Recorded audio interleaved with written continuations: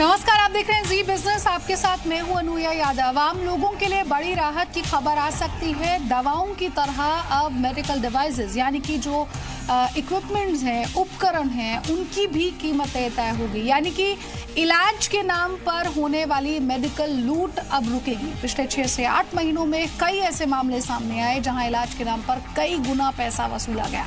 इनमें फोर्टिस और मैक्स जैसे बड़े अस्पतालों के नाम शामिल थे। लेकिन अब जल्द ही कानून आ सकता है। इसमें मेडिकल उपकरणों पर कितना मुनाफा लिया जा सकता है, उसकी एक लिमिट तय होगी। नीति आयोग ने इसके लिए एक ड्राफ्ट भी तैयार कर लिया है।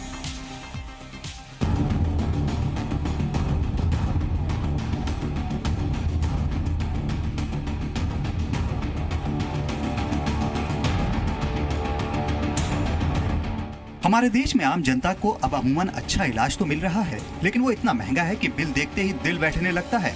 दवा कंपनियां, मेडिकल डिवाइस बेचने वाले व्यापारी और अस्पतालों के बीच ऐसी साठगांठ होती है कि आप कई गुना दाम चुकाने पर मजबूर हो जाते हैं। लेकिन अब इस पर लगाम लगाने की तैयारी हो गई है।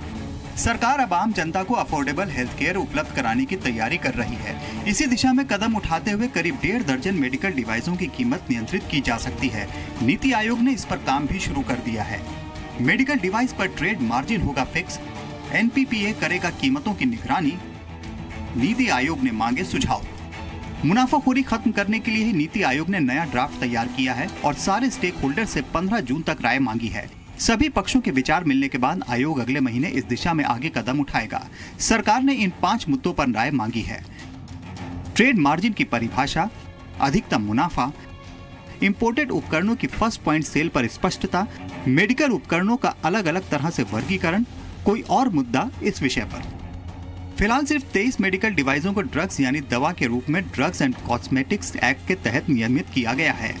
इनमें से भी सिर्फ 4 डिवाइसों, cardiac stent, drug eluting stent, condom और इंट्रायूट्रिन डिवाइसेस को आवश्यक दवाओं की राष्ट्रीय सूची में शामिल किया गया है और इनकी कीमत तय की गई है।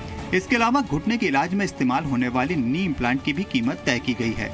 इसके अलावा करीब 1.5 दर्जन मेडिकल डिवाइस की कीमतों पर फिलहाल कोई नियंत्रण नहीं है। इसका खामियाजा उपभोक्ता को भुगतना पड़ता है। इसका अंदाजा आप इसी बात से लगा सकते हैं कि नेशनल फार्मास्यूटिकल प्राइसिंग अथॉरिटी ने इसी साल फरवरी में कुछ आंकड़े जारी किए थे। एनपीपीए ने अपनी रिपोर्ट में खुलासा किया था कि एंजियोप्लास्टी में इस्तेमाल होने वाले कंज्यूमेबल डिवाइस पर 150 से लेकर 400% तक मुनाफा कमाया जा रहा है।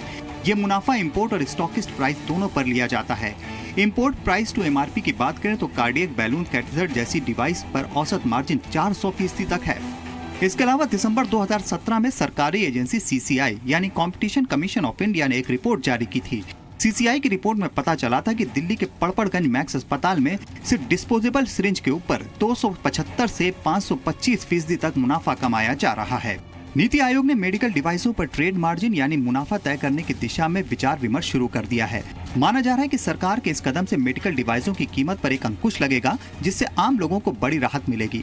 अब तक उपभोक्ता को इसकी बड़ी कीमत चुकानी पड़ती है। ऐसा इसलिए होता है क्योंकि भारत अपनी जरूरत के 75% से अधिक मेडिकल डिवाइस आयात करता है। लेकिन मेडिकल डिवाइस के आयात मूल्य और उपभोक्ता द्वारा चुकाई जाने वाली कीमत में कई गुना का अंतर हो जाता है।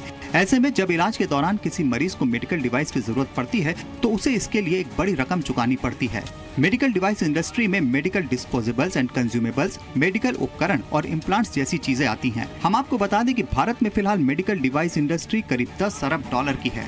अगले कुछ साल में इसके बढ़कर 20 अरब डॉलर होने का अनुमान है। सरकार इस मुद्दे पर कितनी गंभीर है, इसका अंदाजा इस बात से लगाया जा सकता है कि 8 जून को ड्राफ्ट जारी किया और स्टेक होल्डर से 15 जून तक राय मांगी गई है, ताकि जल्द से जल्द आगे काम हो सके। ब्यूरो रिपोर्ट, जी मीडिया।